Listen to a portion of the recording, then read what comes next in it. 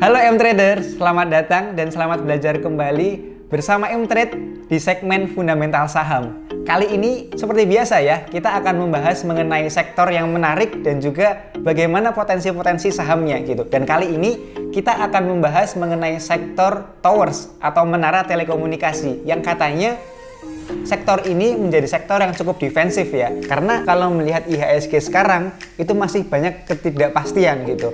Karena China dan juga US katanya ada tensi geopolitik yang memanas, kemudian perang antara Rusia Ukraina juga kayaknya masih berlanjut ya gitu. Biasanya ketika kondisi ekonomi sedang bergejolak seperti ini, investor cenderung menanamkan modalnya di saham-saham yang defensif.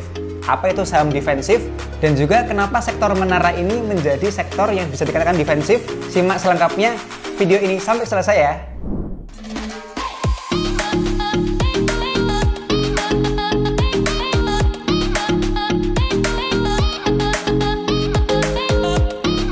Ya teman-teman, hari ini kita akan membahas mengenai 3 saham yang mungkin teman-teman sudah cukup kenal ya, yaitu Mitratel atau MTEL, kemudian TOWR, dan juga TBIG di sektor menara telekomunikasi gitu. Kita akan bandingkan mana sih dari 3 perusahaan tersebut yang sebetulnya secara fundamental paling defensif gitu. Tapi sebelum kita bahas mengenai bagaimana prospek per saham-sahamnya, kita akan lihat dulu sebetulnya apa itu defensif sih. Jadi mungkin teman-teman juga sudah cukup umum ya, apa itu sektor yang defensif. Jadi secara umum, sektor yang defensif adalah sektor yang mereka ini secara kinerja perusahaan cukup tahan terhadap gejolak ekonomi. Seperti mungkin ketidakpastian ekonomi yang tadi saya sebutkan di awal, kemudian ada resesi, krisis, itu sektor defensif lebih cenderung tahan gitu. Dan kalau misalkan saya simpulkan, ada 3 hal kenapa sektor itu bisa dikatakan sebuah sektor yang defensif. Yang pertama adalah mengenai volume permintaan, teman-teman. Jadi biasanya di sektor yang defensif itu memiliki volume permintaan yang konstan atau stabil. Artinya bagaimanapun keadaan ekonominya, baik itu ekonomi dalam keadaan baik atau mungkin dalam keadaan yang kurang baik, ini volume permintaan cukup tinggi. Itu yang menyebabkan kenapa sektor itu bisa dikatakan defensif. Yang kedua adalah harga jual, teman-teman, atau price yang biasanya itu di industri yang defensif relatif stabil di angka yang tinggi. Ini biasanya disebabkan karena di sektor yang defensif itu secara competitiveness itu relatif ketat gitu. Jadi kalau misalkan ada perusahaan baru yang mau masuk ke sektor tersebut itu agak susah untuk bersaing dan akhirnya nanti mereka akan keluar sendiri. Dan biasanya di sektor ini itu hanya ada beberapa kompetitor saja, sehingga kalau kompetitornya sedikit otomatis harga di masyarakat itu juga akan relatif lebih stabil. Nah, yang terakhir adalah mengenai risiko eksternal yang biasanya di saham-saham defensif itu relatif cenderung kecil gitu. Apa itu risiko eksternal? Risiko eksternal itu risiko yang oleh perusahaan tidak bisa kelola. Jadi mau nggak mau perusahaan menerima risiko tersebut. Misalkan risiko eksternal itu seperti inflasi. Perusahaan nggak bisa dong mengendalikan inflasi, atau terkait dengan suku bunga. Perusahaan juga nggak bisa mengendalikan suku bunga. Atau daya beli masyarakat gitu. Itu juga tidak bisa dikendalikan oleh perusahaan. Jadi biasanya di sektor yang defensif, risiko-risiko eksternal ini relatif lebih kecil. Nah, sebelum membahas lebih lanjut, ada baiknya kita kenalan dulu dengan sektor menara telekomunikasi ini gitu. Sebetulnya secara model bisnis, sektor ini relatif simpel ya. Karena mereka itu menyewakan menara mereka kepada mobile operator atau operator gitu ya, yang mungkin teman-teman kenal seperti Telkomsel, Indosat, XL, seperti itu ya. Kalau misalkan teman-teman lihat di gambar di background itu, di ujung menara itu kan ada seperti pemancar. Nah, pemancar itu punyanya dari operator gitu. Kalau misalkan operator mau menyewa, ya mereka harus bayar sama pemilik menara tersebut gitu. Itu simpelnya seperti itu. Nah, biasanya di perusahaan menara itu ada skema kontrak yang namanya B2S atau Build to Suit, yang artinya perusahaan menara itu hanya akan membangun menara baru ketika memang ada permintaan dari operator. Sehingga kalau misalkan nggak ada operator yang meminta pembangunan menara baru, ya mereka nggak akan bangun gitu. Ini yang membuat salah satunya kenapa perusahaan menara ini cukup defensif, karena risiko ekspansi mereka itu relatif kecil.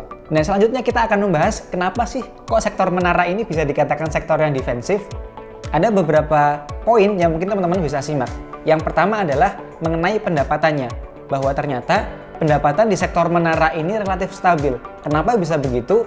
Jadi di perusahaan menara itu biasanya pendapatannya adalah kontrak jangka panjang. Artinya antara perusahaan menara dengan operator yang akan menyewa menara tersebut itu kontraknya jangka panjang. Sehingga sekali teken akan ada potensi pendapatan sekitar 10 tahun. Jadi kalau misalkan Telkomsel mau menyewa menaranya TOWR, mereka itu harus sewa selama 10 tahun.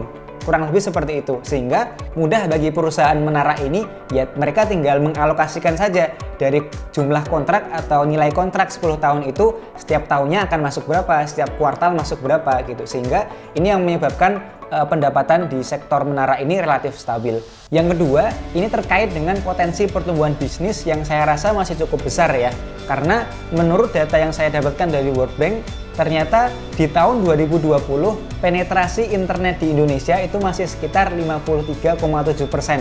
Artinya dari seluruh populasi masyarakat yang ada di Indonesia itu baru sekitar setengahnya lah ya yang mereka baru mendapatkan internet gitu. Yang sisanya masih belum mendapatkan internet gitu. Padahal kalau kita bandingkan seperti Malaysia, itu mereka hampir 90% dari populasi mereka sudah pegang internet. Atau Vietnam, yang kalau kita bandingkan ini menjadi peers yang paling dekat ya. Karena Vietnam ini sekitar sudah 70% dari populasi mereka itu sudah menggunakan internet. Sehingga potensi upside dari pertumbuhan bisnis di mobile operator Indonesia dalam hal ini adalah menaranya, ini akan masih cukup besar gitu. Yang kedua, ini terkait dengan kepuasan dari penggunaan internet di masyarakat. Mungkin ini akan sedikit flashback ya, ketika teman-teman mungkin tahun 2015 itu teman-teman sudah ya cukup puas lah dengan WhatsApp yang bisa ngirim pesan, karena kan dulu kalau kita mau ngirim pesan harus menggunakan pulsa ya, setiap satu message itu satu pulsa dihitung gitu dan seterusnya. Tetapi semakin kesini ternyata tuntutan dari konsumen itu semakin besar, karena mungkin sekarang teman-teman baru akan puas menggunakan internet ketika mungkin streamingnya lancar. Untuk nonton Netflix berjam-jam itu masih lancar, atau kalau mau video call sama temen yang lain berjam-jam itu masih lancar. Sehingga kepuasan ini yang saya rasa akan terus bertumbuh ke depannya. Sehingga kalau misalkan tuntutan dari konsumen ini semakin tinggi, ya otomatis perusahaan menara ini dituntut untuk memiliki infrastruktur, kemudian servis yang lebih tinggi lagi ke depannya. Sehingga itu yang membuat potensi pertumbuhan dari perusahaan menara ini akan cukup besar juga ke depannya. Alasan selanjutnya adalah meredanya price war antara perusahaan telekomunikasi, teman-teman. Jadi di sekitar tahun 2015 sampai tahun 2019 ada fenomena namanya price war antara perusahaan telekomunikasi. Jadi antara Telkomsel, Indosat, XL, dan juga beberapa operator lain, mereka itu banding-bandingan harga biar secara jumlah dari pengguna mereka itu naik. Nah, akibatnya apa? Pada periode tersebut profitabilitas dari perusahaan menara ini menurun. Nah, sekarang di tahun 2021-2022 price war itu ternyata sudah mereda dan bisa dikatakan hampir sudah tidak ada lah gitu.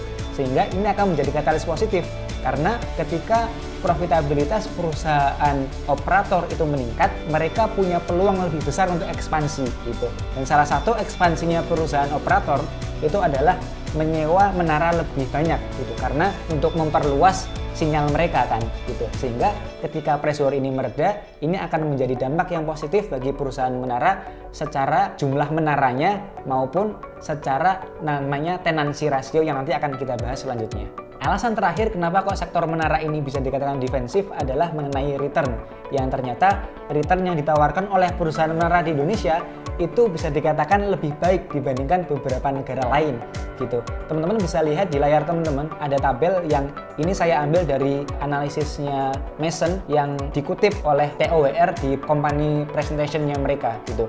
Ini menunjukkan ada beberapa hal yang mungkin teman-teman bisa highlight ya. Yang pertama adalah poin yang kedua, yaitu mengenai average lease rate, atau ini kalau kita bahasa yang lebih mudah adalah rata-rata tarif untuk menyewa menara gitu. Ternyata di Indonesia itu tarif untuk menyewa menara, jadi perusahaan operator menyewa menara itu relatif di tengah-tengah, tidak terlalu murah, tidak terlalu mahal. Ini menjadi dua hal yang positif, karena ternyata harusnya kita itu masih bisa menaikkan rate. Kalau kita lihat seperti di USA, kemudian di Western Europe, itu ternyata tarifnya lebih tinggi gitu.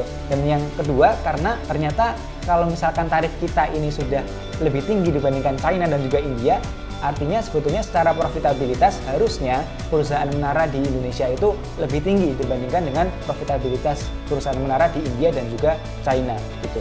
Kemudian yang kedua yang perlu teman-teman perhatikan adalah baris keempat, yaitu mengenai rata-rata EBITDA margin. EBITDA itu laba perusahaan sebelum beban pajak, sebelum beban bunga, sebelum beban depresiasi dan juga amortisasi. Itu namanya EBITDA gitu. Nah, ternyata margin EBITDA di Indonesia untuk perusahaan telekomunikasi itu yang paling tinggi di antara 4 negara lain karena ternyata menawarkan di atas 80% margin EBITDA gitu. Ini cukup bagus karena ketika perusahaan memiliki margin yang tinggi, otomatis bukan hanya pendapatannya saja yang akan meningkat, tetapi ternyata laba bersih itu juga, atau dalam hal ini adalah EBITDA, itu juga berpotensi tinggi karena marginnya yang tinggi juga. Nah, yang ketiga adalah di poin yang terakhir teman-teman, mengenai tower capex, atau mungkin bahasa mudahnya itu adalah biaya yang perlu perusahaan menara ini keluarkan untuk membangun menara baru. Yang menariknya adalah ternyata di Indonesia itu termasuk salah satu negara yang biaya untuk membangun menara baru itu cukup rendah, sehingga ini akan menjadi katalis positif karena kalau misalkan ke depan perusahaan menara ini akan ekspansi, biaya untuk membangun menara ini relatif tidak lebih tinggi dibandingkan dengan negara-negara lain. Nah, tetapi teman-teman jangan terlalu euforia tentang defensif ini karena sedefensifnya sektor itu pasti mereka tetap memiliki yang namanya risiko gitu. Dan di perusahaan menara, risiko terbesarnya adalah risiko utang teman-teman. Karena industri ini merupakan industri yang namanya capital intensif atau industri padat modal. Apa itu padat modal? Jadi untuk perusahaan menara membangun sebuah menara baru itu kira-kira kalau dirupiahkan antara 500 juta sampai 1 miliar untuk membangun satu menara. Itu kan butuh biaya yang tinggi ya gitu. Nah, biasanya perusahaan menara ini dibandingkan mereka menggunakan kas operasional mereka yang mungkin akan menguras kas mereka kalau mereka akan ekspansi, mereka cenderung lebih memilih berhutang. Yang ini menjadi keputusan yang reliable gitu. Karena kan industri ini menawarkan pendapatan yang stabil sehingga kalau mereka mau berhutang itu relatif lebih mudah untuk dibayar. Itu yang membuat kenapa resiko utang ini cukup tinggi. Apalagi kalau misalkan teman-teman lihat di kondisi sekarang ketika Bank Sentral Amerika sudah mulai menaikkan suku bunga dan kemudian mungkin di bulan-bulan depan Bank Indonesia juga akan menaikkan suku bunga. Ini akan menjadi katalis yang negatif atau menjadi resiko bagi perusahaan-perusahaan menara karena utang mereka relatif tinggi. Kemudian selanjutnya kita akan membahas mengenai perbandingan antara emiten-emiten tadi, antara Mitratel, TOWR, dan juga TBIG. Mana sih yang lebih bagus? Sebelumnya kita akan bahas dulu mengenai profil perusahaan. Ini sudah saya rangkumkan beberapa poin, antaranya adalah lama berdiri sudah berapa tahun, kemudian IPO sudah berapa lama, dan juga harga saham dan market cap. Sebetulnya kalau kita lihat secara lama berdiri, mereka sudah relatif lama ya, karena yang paling baru itu TOWR itu sudah 14 tahun, itu pun sudah lama hitungannya ya untuk sebuah perusahaan gitu. Dan secara tahun IPO memang relatif mix ya, karena Mitratel ini baru IPO di akhir tahun lalu, sehingga ini juga menjadi pertimbangan buat teman-teman kalau misalkan yang mau trading atau mau investasi tentu akan memperhatikan bagaimana pergerakan harga saham pasca IPO-nya gitu. Secara harga saham memang relatif mix juga, Mitratel paling murah karena 700 gitu. Sedangkan secara harga saham TBG yang paling tinggi di 3000. Sehingga ini bisa juga menjadi pilihan teman-teman lah. Teman-teman suka yang kalau sekali beli lotnya banyak atau yang sekali beli lotnya dikit gitu.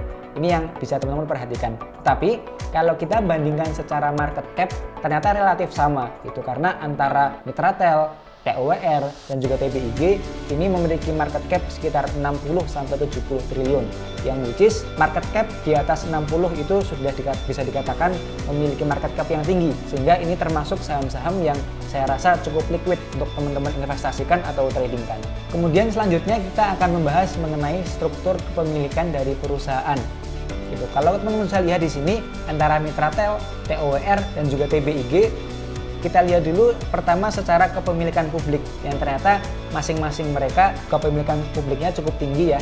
yang artinya kalau ini berada di level paling tidak 7,5% ke atas itu sudah sesuai dengan ketentuan OJK, dan di level yang 28-40% kepemilikan publik ini relatif normal lah menurut saya, sehingga secara volatilitas pergerakan harga sahamnya juga tidak akan seliar itu ya ketika memang investor publiknya memiliki porsi yang cukup besar juga gitu. Nah, selanjutnya yang perlu teman-teman perhatikan juga dari struktur kepemilikan perusahaan ini adalah siapa investor pengendalinya. Dalam hal ini Mitratel itu ternyata 72% sahamnya dimiliki oleh Telkom Indonesia, yang artinya kalau Telkom Indonesia sebagai perusahaan BUMN mereka akan ekspansi, ya tentu Mitratel yang paling akan diuntungkan karena mereka punya afiliasi secara ownership gitu. Kemudian TOWR ini dimiliki oleh Sapta Adhikari Investama, yang ini kalau teman-teman telisik lebih lanjut lagi ini merupakan salah satu anak perusahaan dari grup Djarum gitu, sehingga ini akan cukup menarik karena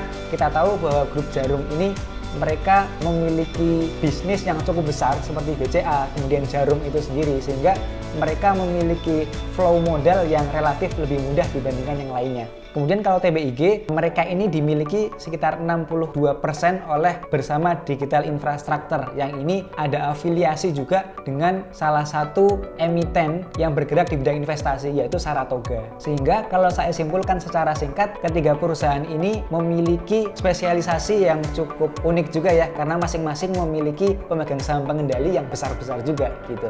Selanjutnya kita akan membandingkan juga secara operasional perusahaan. Mungkin ini akan relatif singkat karena saya akan hanya membandingkan secara business size dan juga tenancy ratio. Jadi secara jumlah menara, memang kalau teman-teman lihat di tabel di sini, menara yang dimiliki Mitratel dan TOWR ini menjadi yang paling tinggi gitu.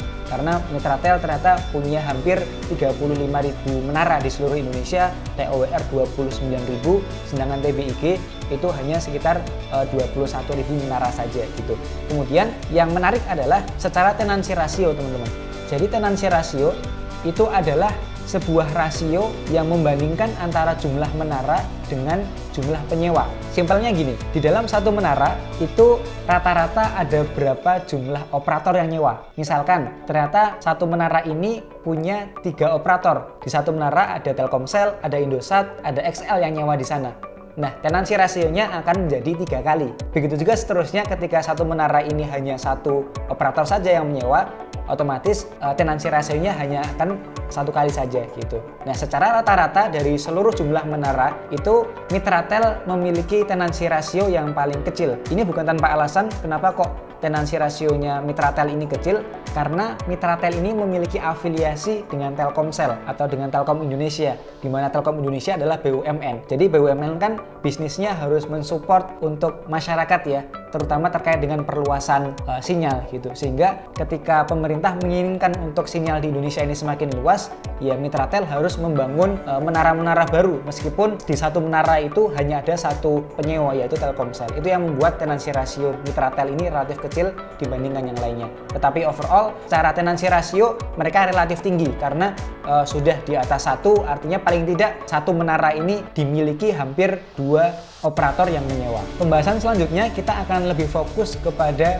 laporan keuangan ya teman-teman. Jadi siap-siap. Pertama kita akan bahas dulu secara balance sheet atau laporan neraca, atau mungkin bisa disebut juga laporan posisi keuangan perusahaan. Yang kalau teman-teman lihat trennya di sini antara Mitratel, TOWR, dan Tebik ini unik ya. Mereka memiliki sebuah tren yang sama. Asetnya selalu naik, tapi di sisi lain utangnya juga ternyata naik terus. Nah, ini yang saya sebutkan tadi, bahwa sebetulnya selama beberapa tahun ini perusahaan menara ini relatif ekspansi. Terlihat dari jumlah asetnya naik, tapi mereka ini ekspansi membutuhkan modal, dan modal mereka biasanya diperoleh dari hutang. Ini kenapa asetnya naik, ternyata utangnya juga naik. Itu alasannya kenapa mereka memiliki aset dan juga utang yang relatif memiliki tren yang selalu meningkat gitu. Tetapi yang perlu teman-teman perhatikan adalah rasio berikut. Ini adalah rasio yang mungkin teman-teman perhatikan di laporan balance sheet, yaitu yang pertama adalah cash ratio. Cash ratio ini adalah perbandingan antara seberapa besar sih sebetulnya kas perusahaan yang ini bisa digunakan untuk membayar hutang jangka pendeknya perusahaan. Gitu. Semakin tinggi tentu semakin bagus. Rasio yang pertama adalah rasio kas atau cash ratio. yang ini menunjukkan sebetulnya berapa besar sih kas perusahaan yang bisa digunakan untuk membayar utang jangka pendeknya perusahaan gitu. Dan kalau teman-teman perhatikan, ternyata Mitratel memiliki kas rasio yang paling tinggi dibandingkan dengan Tebik dan juga TOWR yang ya relatif kecil ya. Ini juga bukan tanpa alasan. Alasan utamanya adalah karena Mitratel kemarin baru IPO. Jadi mereka masih ada dana segar yang cukup tinggi untuk mereka hold sebagai cash. Ini yang mengakibatkan cash mereka ini relatif lebih besar dibandingkan dengan TOWR dan juga TBIG. Kemudian teman-teman juga perlu membandingkan DER atau Debt to Equity Ratio, yang ini membandingkan antara utang perusahaan dibandingkan dengan modal perusahaan, yang seharusnya normalnya DER dari perusahaan Menara ini relatif tinggi karena yang tadi saya bilang bahwa mereka harus berhutang untuk ekspansi. Tetapi lagi-lagi Mitratel memiliki DER yang paling bagus. Kenapa? Alasannya sama, karena mereka baru saja IPO, masih ada modal yang baru masuk, baru disuntik oleh investor kepada Mitratel. Itu yang menyebabkan secara debt to equity ratio dari perusahaan Mitratel ini lebih kecil dibandingkan dengan yang lainnya. Nah, rasio selanjutnya adalah net debt to EBITDA, teman-teman. Ini mungkin rasio yang tidak umum ya di telinga teman-teman, tapi ini perlu saya sampaikan. Jadi net debt to EBITDA ini membandingkan antara net debt itu adalah utang berbunga perusahaan dikurangi dengan kas, sedangkan EBITDA itu adalah laba perusahaan sebelum pajak dan juga biaya bunga dan biaya depresiasi. Ini perlu saya sampaikan karena bagi perusahaan yang memberikan rating kredit seperti Fitch Rating, kemudian S&P, itu mereka menggunakan net debt to EBITDA untuk kredit rating mereka. Kalau misalkan net debt to EBITDA-nya itu di bawah 3, maka itu bagus buat perusahaan. Nah, ternyata Mitratel lagi-lagi memiliki net debt to EBITDA yang tidak bisa dihitung gitu ya. Karena kalau menurut perhitungan saya itu net debt to EBITDA-nya Mitratel ini minus gitu, karena kasnya perusahaan Mitratel ini banyak, sehingga ini menjadi hal yang positif juga buat Mitratel, karena semakin kecil net debt to EBITDA tentu akan semakin baik. Sedangkan TOWR dan Tebik ternyata cukup tinggi ya, seperti bagaimana perusahaan Menara ini pada umumnya memiliki utang yang cukup tinggi, yaitu di net debt to EBITDA sekitar 5,5 kali. Dan karena risiko utang ini adalah risiko yang paling tinggi di perusahaan Menara, maka kita perlu bandingkan nih sebetulnya struktur utang dari masing-masing perusahaan ini seperti apa. Karena kan kalau kita membagi utang berbunga itu dibagi jadi dua, yaitu utang berbunga yang bunganya itu floating atau mengikuti tren suku bunga Indonesia, ada juga yang suku bunganya ini flat gitu, jadi stabil terus gitu. Sehingga kalau ada perusahaan yang punya struktur utang dengan utang yang bunganya itu floating lebih tinggi, maka ini akan menjadi risiko ketika tren suku bunga Bank Indonesia ke depannya ini akan naik. Kita akan lihat bagaimana struktur utang dari tiap perusahaannya. Ternyata teman-teman, Mitratel ini memiliki struktur utang yang paling berisiko dibandingkan yang lainnya, karena 100% semuanya dari utang Mitratel ini merupakan utang bank atau utang yang secara bunga ini floating gitu, sehingga kedepannya ketika suku bunga naik, potensi juga Mitratel ini akan mendapatkan biaya bunga yang lebih tinggi juga ke depannya. Dan yang paling bagus adalah TBIG gitu, karena 82% dari utang mereka itu mereka dapatkan dari obligasi, di mana obligasi ini secara bunga itu lebih stabil dibandingkan dengan yang floating. Sehingga kalau kita simpulkan secara singkat antara balance sheet tadi ya di awal dengan struktur utangnya, bisa kita simpulkan bahwa Mitratel dan juga TBIG memiliki dua keunggulan masing-masing. Sehingga kalau misalkan berbicara tentang balance sheet, ternyata Mitratel dan juga TBIG itu yang memiliki balance sheet lebih kuat. Kemudian di bagian selanjutnya kita akan membahas mengenai profitabilitas dari masing-masing perusahaan, yang mungkin data-data ini bisa teman-teman dapatkan di laporan laba rugi perusahaan.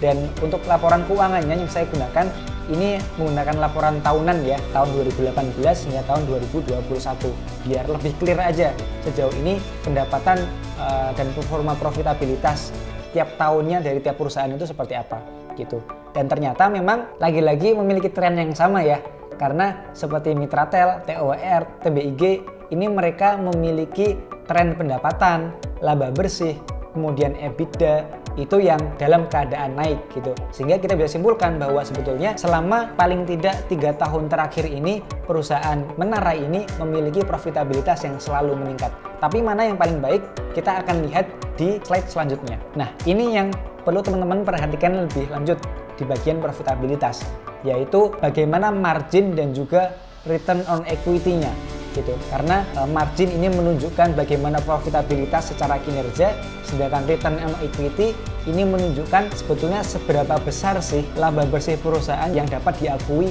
oleh investor, karena kita kan memegang saham ya, dalam hal ini adalah equity shareholding gitu.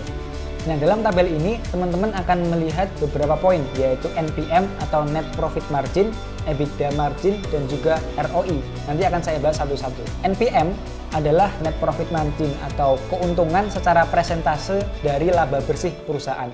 Jadi ketika pendapatan perusahaan itu sekian, dari pendapatan tersebut berapa persen sih yang dapat diakui sebagai laba bersih, itu namanya NPM gitu. Nah, ternyata NPM yang paling tinggi berada di TOWR gitu, karena cukup signifikan ya, TOWR memiliki NPM di atas 40%, sedangkan TBIG dan Mitratel hanya sekitar 20% saja gitu.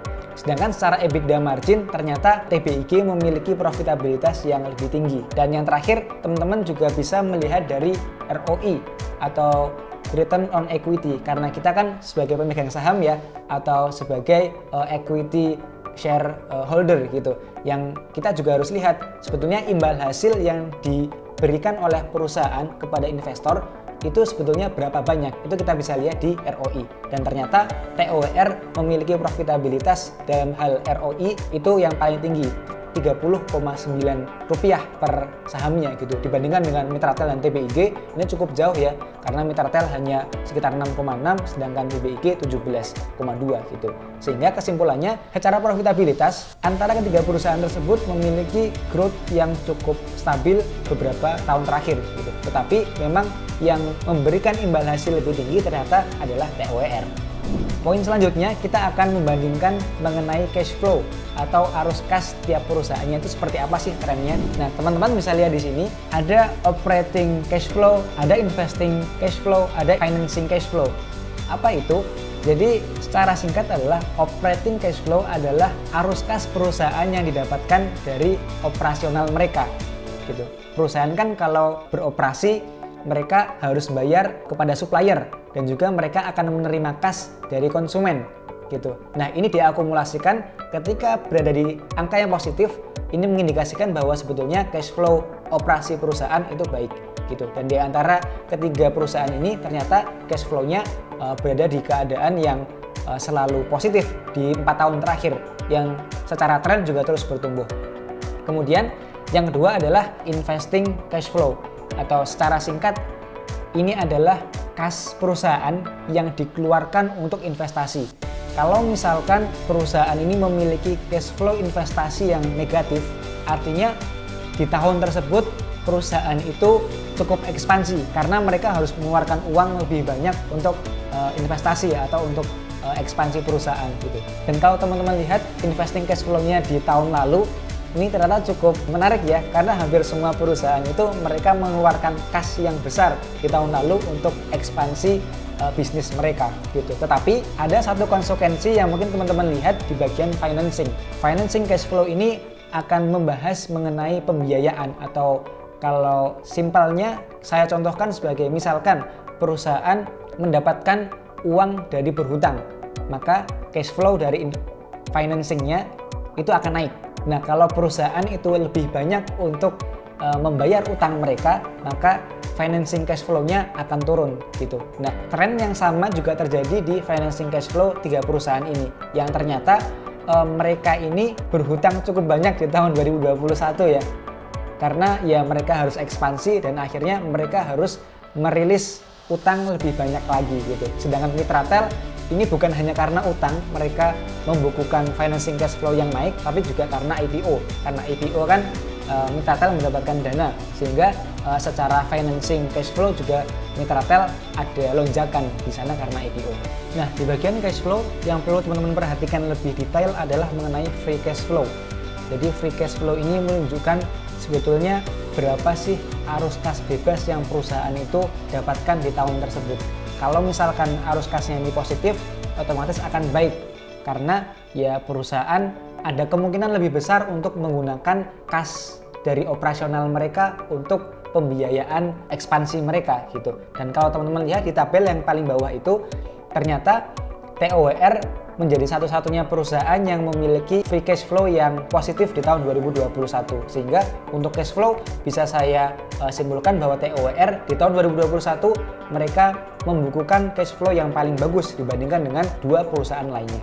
Selanjutnya di bagian ini kita akan membahas mengenai pasif dan juga digital infrastructure company. Apa itu pasif? Jadi pasif infrastructure company ini seperti perusahaan menara pada umumnya yang dulu-dulu gitu. Jadi perusahaan menara hanya sekedar menyewakan menara, kemudian mereka dapat kas, dapat pendapatan, ya sudah selesai sekedar itu. Tapi ada sebuah tesis yang menarik bahwa nantinya perusahaan menara yang saat ini bisa dikatakan pasif itu akan berubah menjadi yang namanya digital infrastructure company gitu. Nah, DIC atau digital infrastructure company ini nantinya perusahaan menara ini bukan hanya mengelola aset menara mereka, tapi mereka juga akan mengelola aset fiber optik, kemudian ada data center, ada juga edge infrastructure gitu. Yang semua ini akan berhubungan dengan jasa untuk telekomunikasi gitu. Jadi semakin ke depan ini akan semakin berkembang. Nah, pada tabel ini kita akan membandingkan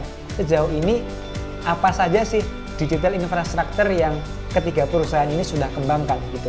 Nah, teman-teman bisa lihat bahwa ternyata Mitratel ini memiliki aset digital infrastructure yang paling lengkap ya, karena mereka punya menara dan menaranya Mitratel ini yang paling banyak. Kemudian fiber optik itu juga Mitratel sudah punya meskipun tidak sepanjang TOWR ya.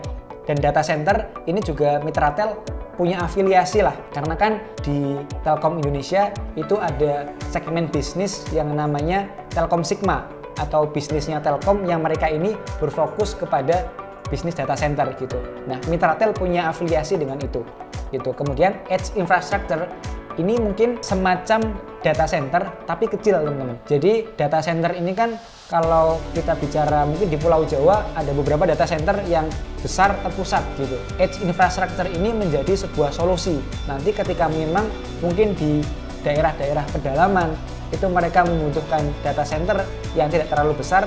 Nah, ada namanya infrastruktur namanya edge infrastructure gitu. Itu semacam data center tapi kecil. Nah, Mitratel itu ternyata juga mulai akan mengembangkan dan ini bekerja sama juga dengan Telkomsel mulai di kuartal 3 tahun ini gitu. Nah, sehingga tentang digital infrastructure company ini ternyata Mitratel memiliki aset yang paling lengkap untuk saat ini dibandingkan dengan dua perusahaan lainnya. Selain itu, kita juga akan membahas mengenai sentimen-sentimen lain yang mungkin beberapa saat terakhir ini cukup rame ya untuk di perusahaan menara yang akan kita bahas di bagian ini. Sentimen yang pertama adalah mengenai Mitratel yang mereka akuisisi 6.000 menaranya Telkom gitu. Jadi tenang saja, yang tadi saya hitung ada sekitar hampir 35.000 menara itu, ini menara dari Telkom yang 6.000 ini sudah saya masukkan. Gitu. Dan ini menjadi sebuah hal yang positif buat Mitratel ya, terutama dari size bisnis, karena dengan akuisisi ini Mitratel bukan hanya menjadi perusahaan dengan menara terbanyak di Indonesia, tetapi juga menjadi perusahaan dengan menara terbanyak di Asia Tenggara. Jadi ini cukup positif secara size bisnis untuk Mitratel. Gitu. Kemudian selanjutnya adalah mengenai TOWR. Mungkin teman-teman juga sempat mengikuti berita ini ya, dan ini karena beritanya juga cukup ramai bahwa ada isu TOWR itu akan menjual sebagian sahamnya dari Protelindo. Jadi Protelindo itu anak perusahaannya TOWR yang bergerak di bidang menara. Jadi seluruh menaranya TOWR itu dimiliki oleh Protelindo. Dan kabarnya akan ada penjualan dari saham Protelindo itu sekitar 15-20%. Dan kalau dihitung-hitung, kalau misalkan nih TOWR jadi untuk mengeksekusi rencana tersebut, setidaknya itu TOWR dapat mendapatkan kas dari penjualan saham tersebut sekitar 14,5 triliun rupiah. Ini akan menjadi cash flow yang sangat besar untuk TOWR terutama kalau TOWR akan ekspansi lebih lanjut, ini tentu akan menjadi katalis yang bagus juga gitu. Kemudian ada sentimen juga dari TOWR yang mungkin teman-teman juga sudah tahu bahwa ownernya dari grup Djarum mereka akan tender offer, jadi mereka akan membeli saham dari investor secara langsung ini di harga 1.300 per saham gitu. Ini sebetulnya bukan menjadi katalis fundamental ya, tetapi lebih kepada kepercayaan diri dari grup Djarum bahwa mereka aja berani untuk beli TOWR di harga 1.300 gitu. Artinya mereka masih percaya dengan prospek jangka panjang dari TOWR itu. Kemudian juga ada sentimen dari buyback-nya TBIG yang ini akan dilaksanakan dari bulan Juli tahun 2022 sampai bulan Oktober tahun ini juga gitu. Yang secara jumlah ini cukup lumayan juga ya, karena akan ada sekitar 3% dari kepemilikan yang akan tebik beli sahamnya di investor publik gitu. Poin selanjutnya saya akan membahas mengenai valuasi dari saham-saham Menara tadi gitu. Dimana model valuasi yang saya gunakan adalah EV/EBITDA. Kenapa saya menggunakan valuasi ini tidak menggunakan PE atau price to earnings ratio? Karena di perusahaan Menara itu kan aset utamanya untuk operasional adalah menara, dimana kalau menara itu dikategorikan sebagai aset tetap yang setiap tahunnya ada depresiasi di sana, dan depresiasinya di perusahaan Menara itu cukup besar gitu, sehingga saya memutuskan untuk mengeluarkan beban depresiasi dari kinerja perusahaan gitu, karena akan terlalu membebani dari segi laba bersihnya perusahaan, sehingga saya menggunakan EBITDA gitu, dan biasanya EBITDA ini dibandingkan dengan EV atau enterprise value. Nah, untuk teman-teman yang mungkin belum tahu cara perhitungannya, di sini akan saya jelaskan cukup singkat saja ya. Jadi enterprise value ini adalah nilai perusahaan, dimana kalau misalkan ibaratkan kita mau membeli sebuah perusahaan, maka kita membeli seharga enterprise value-nya gitu. Misalkan nih, saya akan membeli perusahaan, maka pertama saya harus membeli seluruh sahamnya, yang dalam hal ini adalah kapitalisasi pasar gitu. Itu satu. Yang kedua, nggak mungkin dong kita mau beli perusahaan tapi nggak mau mengakui utangnya, maka kita tambahkan hutang untuk membeli perusahaan tersebut. Nah, karena asumsinya kita membeli perusahaan dengan cash, maka cash di perusahaan kita kurangi dari perhitungan enterprise value gitu. Sehingga secara rumus enterprise value adalah market cap ditambah utang perusahaan dikurangi dengan kas perusahaan. Kemudian untuk EBITDA seperti yang saya sebutkan sebelum-sebelumnya ya, bahwa ini adalah earnings before interest, before tax, before depreciation sama amortization gitu. Yang kalau kita jabarkan dalam rumus, kita bisa temukan di laporan keuangan itu menggunakan rumus operating profit atau laba perusahaan, laba operasional perusahaan ditambah dengan beban depresiasi dan juga amortisasi perusahaan gitu. Nah, secara valuasi kita akan lihat dulu secara valuasi historis ya teman-teman. Dan di sini teman-teman bisa lihat bahwa Mitratel karena mereka baru IPO, saya menggunakan periode 6 bulannya, 6 bulan terakhir gitu ya. Yang kalau teman-teman lihat secara valuasi 6 bulan terakhir, Mitratel ini diperdagangkan di bawah rata-rata valuasi EV/EBITDA-nya selama 6 bulan terakhir gitu, yang sebetulnya bisa dikatakan cukup murah. Tapi kita harus lihat juga bagaimana sih valuasi perusahaan yang lainnya gitu. Kemudian selanjutnya ada TOWR yang sebetulnya secara valuasi EV/EBITDA mereka ini sudah cukup mahal ya, karena mereka ternyata EV/EBITDA-nya sudah di sekitar 11,6 kali, yang ini berada di area +1 standar deviasi EV/EBITDA 5 tahunnya, sehingga ya secara valuasi historis kita tidak bisa berkatakan lagi untuk TOWR ini murah valuasinya gitu. Sedangkan Tebik hampir sama seperti TOWR, saat ini diperdagangkan di valuasi yang secara nominal lebih mahal sebetulnya dibandingkan TOWR karena di 16,1 kali, tetapi secara historis itu hampir sama karena valuasi TBIG ini di sekitar di atas +1 standar deviasi EV/EBITDA 5 tahunnya gitu. Nah, kalau kita simpulkan dari 3 emiten tadi, kita bisa lihat secara valuasi nominalnya di EV/EBITDA yang ternyata Mitratel ini memiliki valuasi yang paling terdiskon gitu, di sekitar 9,8 kali EV/EBITDA, sedangkan yang lainnya itu ternyata di atas 10 kali. Yang ini mengindikasikan bahwa dibandingkan dengan peers-nya, dibandingkan dengan sektoral perusahaan-perusahaan Menara, ternyata Mitratel memiliki valuasi yang paling murah. Kemudian TOWR baru yang terakhir yang paling mahal adalah PIG. Nah, yang terakhir kita akan membahas secara teknikalnya teman-teman. Apakah sekarang ini saat yang tepat buat teman-teman akumulasi atau harus wait and see dulu? Kita akan lihat bagaimana perbandingan secara teknikal analisisnya untuk Mitratel, TOWR, dan juga TBIG. Nah, secara teknikal teman-teman bisa lihat di chart Mitratel bahwa Mitratel ini sudah berada pada sebuah tren jangka pendek yang uptrend gitu. Ini mengindikasikan bahwa sudah ada recovery secara teknikal untuk Mitratel. Tetapi yang perlu teman-teman perhatikan adalah ada sebuah resisten downtrend line jangka menengah di sini yang ternyata untuk sampai sekarang belum Mitratel tembus gitu. Dan kemarin ternyata di sekitar resisten sekitar 770 Mitratel belum bisa menembus area resisten tersebut, sehingga potensinya dalam jangka pendek Mitratel ada kecenderungan untuk kembali koreksi dulu ke support di sekitar MA 200-nya di sini, kemudian akan ada pantulan gitu. Sehingga teman-teman yang sekarang belum punya, ada baiknya untuk wait and see dulu dan tunggu ada pantulan di area support MA 200 di sekitar 740.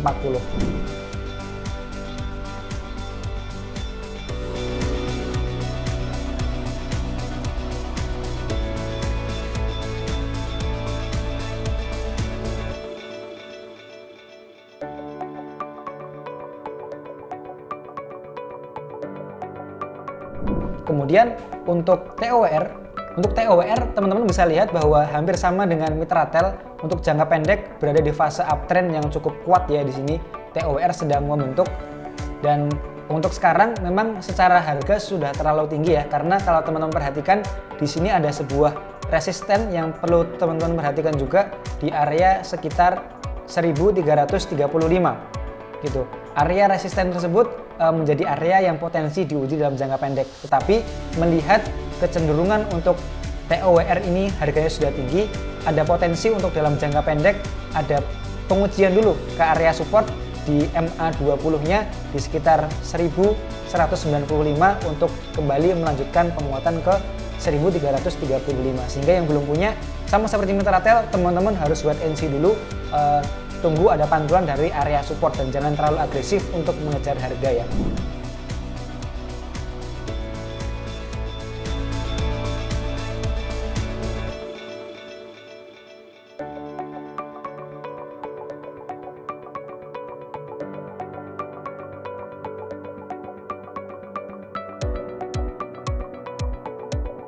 Kemudian yang terakhir adalah TBIG. TBIG secara volatilitas memang cenderung lebih tinggi dibandingkan dengan dua perusahaan sebelumnya. Yang kalau teman-teman lihat secara tren jangka pendek juga sebetulnya hampir sama, karena ada sebuah uptrend di sini yang sekarang sedang diuji oleh TBIG. Yang ini akan menarik ketika Tebik berhasil memantul dari area support di sekitar 2960. Karena kalau berhasil membuat candle hijau di sini, ada potensi Tebik mengalami pantulan terbatas ke sekitar area resisten minornya di 3090 gitu. Dan yang perlu teman-teman perhatikan di Tebik adalah Tebik ini sudah mulai breakout dari area resisten ini. Ini ada sebuah pola yang mungkin teman-teman bisa lihat sebagai falling wedge, yang kalau ini berhasil terbreakout, maka ini mengindikasikan bahwa akan ada pola lanjutan untuk Tebik lanjut menguat ke area resisten di sekitar 3200. Sehingga teman-teman yang belum punya, ada baiknya sekarang wait and see dulu. Akan menarik kalau Tebik berhasil memantul dari area support MA 50-nya di sekitar 2970.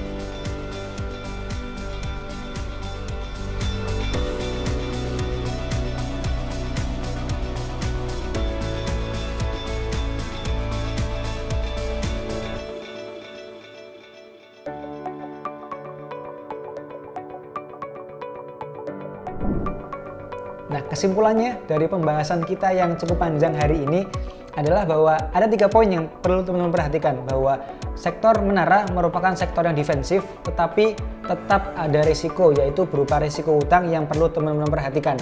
Dan katalis ke depan saya lihat akan berpotensi seputar ekspansi perusahaan, terutama ekspansi mereka ke bisnis ke model bisnis digital infrastructure company gitu. Ketika mereka ada ekspansi ke fiber optic atau ke data center atau ke edge infrastructure, ini akan menjadi katalis yang bagus bagi 3 perusahaan itu.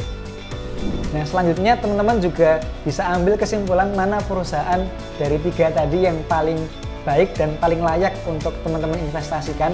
Ada di tabel berikut yang kita juga tadi sudah bahas cukup lengkap antara kapasitas bisnis, balance sheet, profitabilitas, cash flow, kemudian potensi untuk menjadi digital infrastructure company, valuasi dan juga teknikalnya seperti apa gitu. Dan ternyata Mitratel memiliki rating yang paling bagus karena mereka mendapatkan 6 bintang dari kami, sedangkan TOWR hanya mendapatkan 4 bintang dan TBIG 1 bintang. Sehingga teman-teman yang mungkin akan berinvestasi bisa pertimbangkan Mitratel sebagai salah satu perusahaan yang teman-teman lihat untuk investasi jangka panjang teman-teman. Tapi untuk yang trading tetap perhatikan momentum teknikalnya. Akan cukup menarik apabila Mitratel dan juga TOWR serta Tebik akan mendapatkan momentum dari teknikal yang oke.